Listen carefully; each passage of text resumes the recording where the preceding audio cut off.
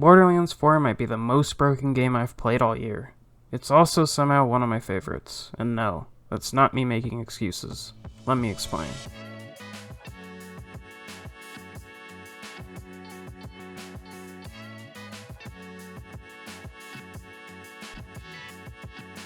I've put serious time in this game through crashes, bugs, and performance that really should have made me quit. So let's start with the obvious. So you'd be naive to think that a AAA game on the Unreal Engine wouldn't have performance issues on release, but I still feel like this is way worse than what you could have reasonably expected. Insane console 1 FPS situations, people not being able to run the game when they can run basically everything else. I've had some friends looking forward to it and it just turns out their computer can't run it for no reason. But then even if you can get the game to open up, there's people having issues like losing items to the void, having their entire inventories and bank vaults wiped so they lose every single gun that they've been working dozens of hours towards. You've got people missing echo logs, they'll collect every single echo log in the game, all 156, one of them will be glitched, so they can't get the achievement for it, and they need to restart a whole new character and collect them all again if they want to get that. And there's no word from the devs that they're planning on fixing this soon, so I guess I expected something just a little bit better. Don't never buy no gas station from the gas station, bro. As for stuff that's not really gonna change, my biggest issue is this map is probably the worst in the series.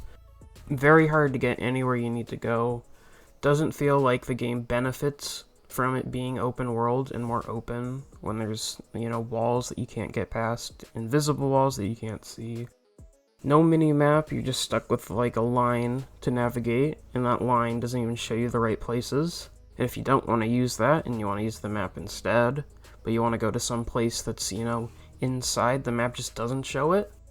And the map also shows you areas that you might want to go to, but they're actually just completely out of bounds, so it's a scam. And then the few things that are cool about the map are the events that you can find, the spaceship order event and those other achievement ones. But those you rarely come across because they're all fixed and spawn barely ever. And then there's the bubbles that have cool bosses that drop a bunch of loot, and that's satisfying when those happen. But it's so easy to just clip your foot out and then you just lose all your progress. Thanks. And then there's just no uniques. The best part about uniques was that you were kind of guaranteed some cool guns to use during your playthrough. But without them, you might not get a single legendary through this game, and you're just playing it through with normal guns. And you have no idea if you're gonna get something cool or not. I feel like it's a big missed opportunity to have something. Hey, here's this cool gun that you're always gonna have that you can use if you want to. Aw, dang it. Aw, dang it. And something that really needs to be said is that they had a big push that endgame would be a bigger focus in this game. This is probably the emptiest endgame they've ever had. There is pretty much nothing to do, They've got weeklies that are just, hey, do the story missions again, but there's no TVHM, so that might as well replace them. You've got one boss that drops a bit more loot. I wouldn't call that endgame or exciting at all, really. And then they've got a vending machine, which is probably the best thing they've got for endgame, is a vending machine that you gotta find each week to buy some legendaries. If you told someone that's what the endgame of Borderlands was, they think you're insane. But that's legitimately the best thing they've got for endgame right now. Continuing with this weekly focus, it's really annoying. You get something you don't like that you just have to wait a week before you can have fun doing those things. There's no reason for wildcard mission events to be locked to one specific one. I get rewards wise maybe, but you should be able to do it for fun. And then what's really crazy is that the current plan for the DLC, alright, is that the Deluxe and Super Deluxe Edition came with 4 bounty passes. And there's 1 bounty pass being planned every quarter. And they haven't stated that they're going to stop after 4, just that they're not promising any after 4. So it really just sounds like in a year, when 4 have come out and they release the 5th, the most expensive version of the game doesn't even come with all the content in the game. So with that, Why haven't I just uninstalled the game and found something else better to do?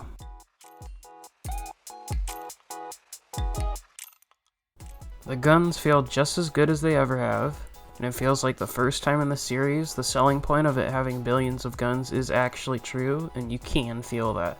There's so many different combinations and different little parts that guns can have that you need to look at every single gun that drops and then use it for a little bit to know whether or not if this is like good or not. This is a game where replacing my gun every couple levels actually feels fun, and I'm constantly switching them out trying to find the next cool thing to rely upon. And I don't feel too bad if the purple it dropped I didn't really like it as much, because there's green and blues that are way cooler and that are still strong.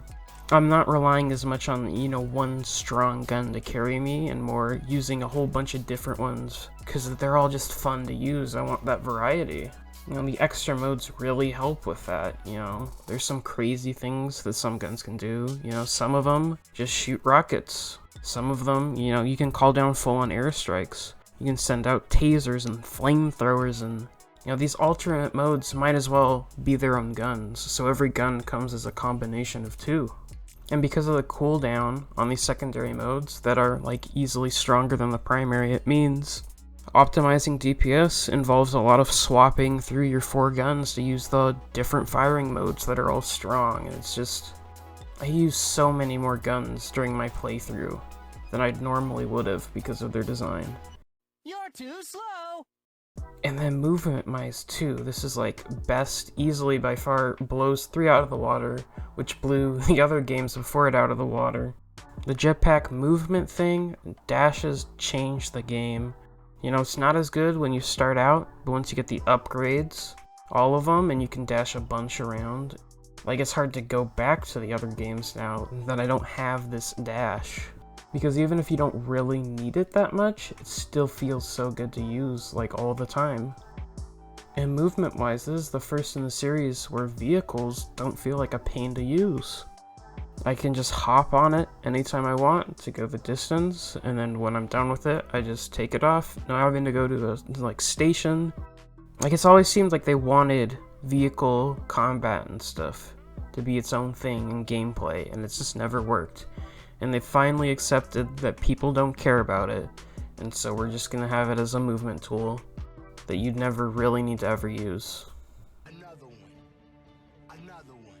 And I think this is the first one where the multiplayer experience is really solid. You don't need to commit a whole playthrough with a team of people just for things to not feel weird. If you want to play more of the game by yourself, you can do the side missions, or you can maybe go on the story in a different spot. And then when your friends come back, you can continue doing that story section that you were doing. 3 also had the level scaling where, you couldn't get over leveled, but, that's 3, so it didn't do too well. But yeah, the story's just good enough that I don't feel bad recommending it to someone and being like, oh, you gotta suffer through this, but trust me, it'll be fun. They can play for a few hours, have a good time, and then if we never play it again, I haven't lost out on anything really. If you have a group of people that want to play a game every now and then, this game can work. Both through story, or even leveling the end game, or just, killing stuff because it's fun. Even despite all these issues, this game is fun. You have to deal with those frustrating moments, but you have a bunch of other people that are there to share your pain. And then when you do get, that legendary drop you were looking for, or this crazy moment where you just barely survive, you can also have a lot of fun just sharing that moment, with your friends or this community. These problems still obviously should be fixed, should be improved. The devs should care about us and fix these problems. And if you haven't gotten the game by now, there's probably a dozen other games that were probably a better fit for you. Just overall, I still feel comfortable recommending it despite its flaws, because at the base of it, it's just a fun game to shoot and loot for a little while. You don't need to invest much at all to have fun. And not everybody, has the time to invest a bunch into the game. You know, if you're busy with things or not into the game as much, if you only play it for small sections of time, you know, a lot of these issues just won't really pop up. It'll just be fun. So is this game flawed? Yes, absolutely. There's a bunch that they could fix. But has this game also been loads of fun? Yes. I mean, for me, this is probably my favorite game that's came out this year. And if you've kept playing this game despite the issues, let me know down in the comments how you have fun. And if you've enjoyed listening to me talk about this game, subscribe. I plan to make many more videos about this game. I'm not going anywhere. You can't be into videos, silly.